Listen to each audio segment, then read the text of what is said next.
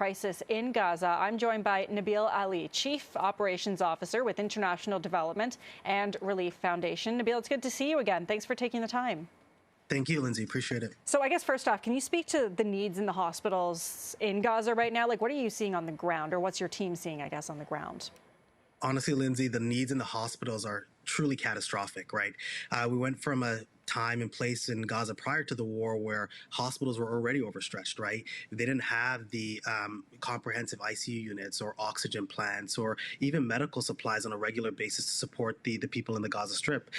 But now we've taken that to a whole new level, right? There's barely any electricity. There's fuel needed to keep the generators going so that there is electricity, and we can't provide that.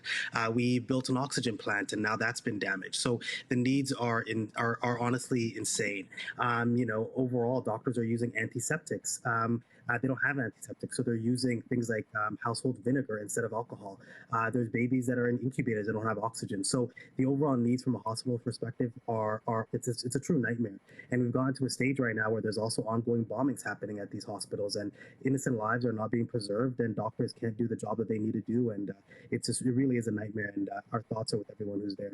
Yeah, and it sounds like there's, as you say, ongoing bombing as well, potentially so many different threats toward people who might be in these hospitals. What about your team? Just firstly, how has your team been doing? Honestly, it's our team's doing okay given the times, right?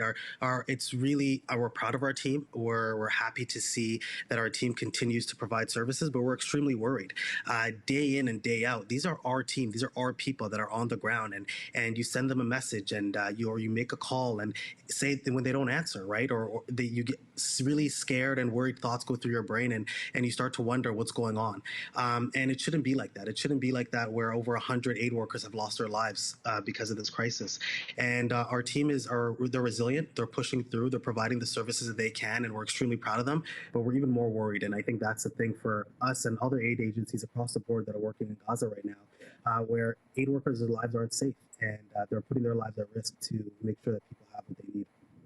Okay, Nabil, your audio is just cutting out there a little bit at the end of your answer, but I'm going to ask you another question. Hopefully it clears itself up, because, you're talking about the fact that aid workers really are in danger there, and there's a need for more aid workers. I'm assuming as well, because there's not a lot of staff in these hospitals right now. So aid workers really are essential for so many people who might be dealing with injuries, right? That's so true. They are essential, right? They're the ones that are putting their lives on the line to go out there and provide services, and their lives are not safe, right? Their lives are not being preserved. There is no formal ceasefire, and there's no clear humanitarian corridor so these staffers can go out there and do their job. And that's what's making this situation that much more challenging. We need to ensure that their lives are safe, but their lives aren't safe. We've lost over 100 of them during this crisis, and there's more lives at risk. And there's been growing calls as well in this country, but also around the world, for a ceasefire. What are your thoughts on that? Well, as a humanitarian organization, we're joining that call, but we're also surprised that there hasn't been a ceasefire to this date, right? Humanitarian aid continues to trickle into Gaza, but you can't safely distribute humanitarian aid. And that's the reason why you really need a ceasefire, right? It's to ensure that aid workers can go out there and provide services to people that need it, and they can do so safely, right? We need safety right now on the ground, and we don't have it.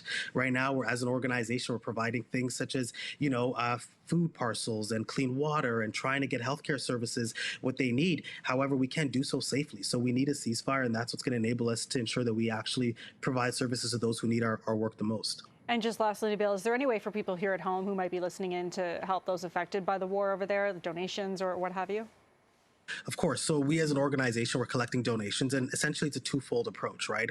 On one end, your donations enable us to kind of mobilize and ensure that we're procuring, getting as much supplies within Gaza, and you really using our ingenuity to, really use the resources right now on the ground to provide as much services to people. So that's one angle. And then the other service angle that we have is we're actually getting aid into Gaza now, right? Providing people with food aid and clean water. And so we're trying to ensure that we do that. So people can donate. You can do so on our website at idrf.ca, and we're collecting donations regularly, and we're trying to ensure that it gets to those who need it most. Okay, Nabil, it's good to have you on tonight. Thanks for taking the time. I appreciate it. I appreciate it. That is Nabil Ali, Chief Operations Officer with International Development and Relief Foundation.